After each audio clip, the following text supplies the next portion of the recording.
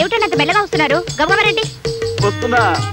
ఏడుకొండలవాడా వెంకట్రమణ గోవిందా గోవిందా. ఏమిటి ఈ 10 మెట్లకే గోవిందా గోవిందానా? 10 మెట్ల 1600 మెట్లెక్కొచ్చాను. సరే చెంపివ్వండి. నాకు కూడా కొంచెం ఇవ్వవే, కొంచెం ఇవ్వవే. చెమట పట్టేవాళ్ళు మంచినీళ్ళు తాకూడదు.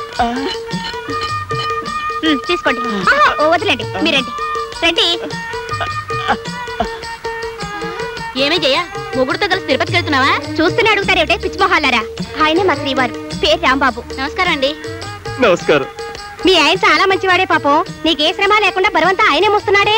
మన సామాను మనం మోసుకుంటూ కొండ మీదకి నడుచుకుంటూ వెళ్తే 4 జన్మలకు సరిపడే పుణ్యం వస్తుందని మా అమ్మ చెప్పింది. ఇంకా నయం, పెళ్ళాన్ని కూడా మోసుకెళ్తే 10 జన్మల పుణ్యం వస్తుందని చెప్పలేదు. చాలే వెళ్ళు. మీరండి, మీరండి.